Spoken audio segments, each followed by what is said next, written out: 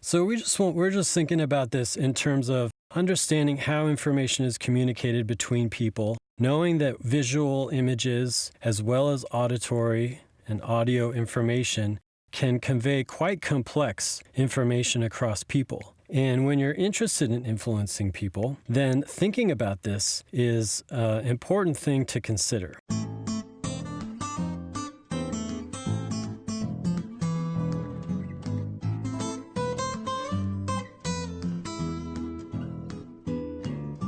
So let's think about this in terms of sounds now. How much information is conveyed by a sound? So a single word you would think would be worth one word. If you consider the word fine, if you ask somebody, how are you doing? And they say fine, then they've conveyed that they're doing okay, that they're neutral. So that's basically like one word.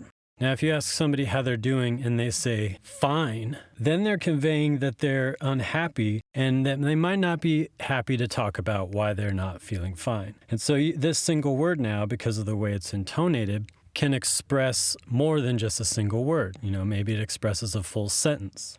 If you ask somebody how they're doing and they say fine, now again, they're conveying more than a single word because they're indicating to you that they're not really doing well and that they're open to talk about it. So the way that this single word is intonated can convey more than just that single word. And there's plenty of ways that we also use nonverbal communication, such as or laughing or pff.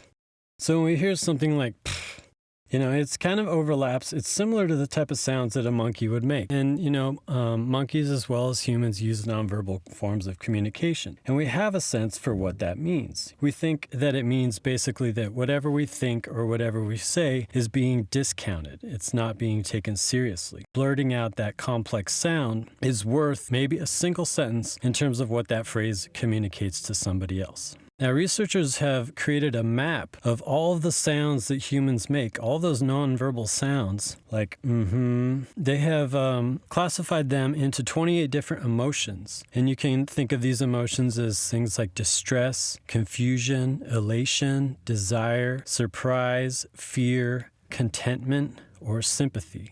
So we actually convey quite a lot of information through our nonverbal language. And if you think about laughing, that's something that we do readily that is actually quite complex and is a complex form of communicating with a person who is, on stage, for example, being a comedian. It's a way of entraining and engaging with them and showing your support. Clapping is a similar thing. I don't know if you've ever sat there in the crowd and clapped at an artist.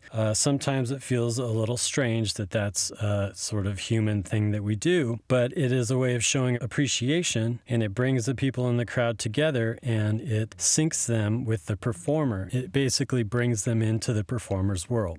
Now, gorillas actually have a complex form of nonverbal communication that is when they're all eating together, one of the gorillas, the sort of large male alpha or the leader gorilla, will use these sort of humming sounds while they're eating. And it turns out that this information conveys how long they're all going to eat together as a group. So how much is this vocalization worth? What is this humming sound worth in terms of the number of words? Is it worth 1,000 words like an image is? Well, it's motivating all of the gorillas to continue performing a complex behavior together. It's actually a very powerful piece of information that's non-verbally expressed by the one gorilla. So how many words is it worth? Well, it could be worth a lot of words in terms of what it's conveying.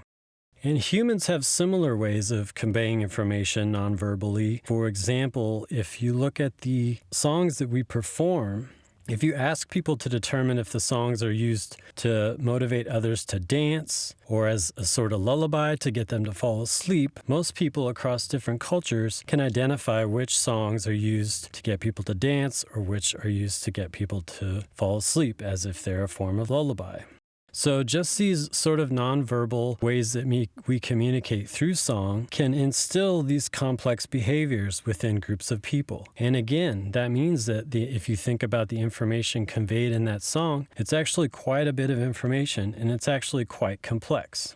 The same can go for whether or not the music is familiar or not. So if you hear a song that's familiar, in the moment that you first hear it, you can have all of these memories pop up for you.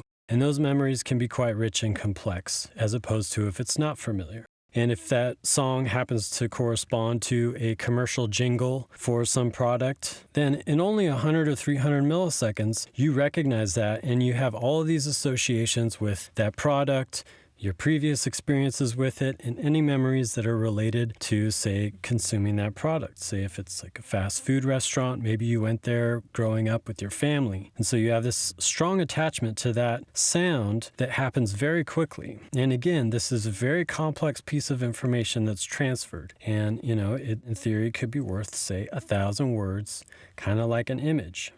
So let us know what you think about these ideas. Let us know what images or what sounds you find particularly compelling and memorable in the comments below. And thanks for checking out this video. We're going to be posting regularly on our psychological ideas, so hit the subscribe and the bell button if you want to be reminded on our posts, and hit the like if you like and the share if you'd like to share.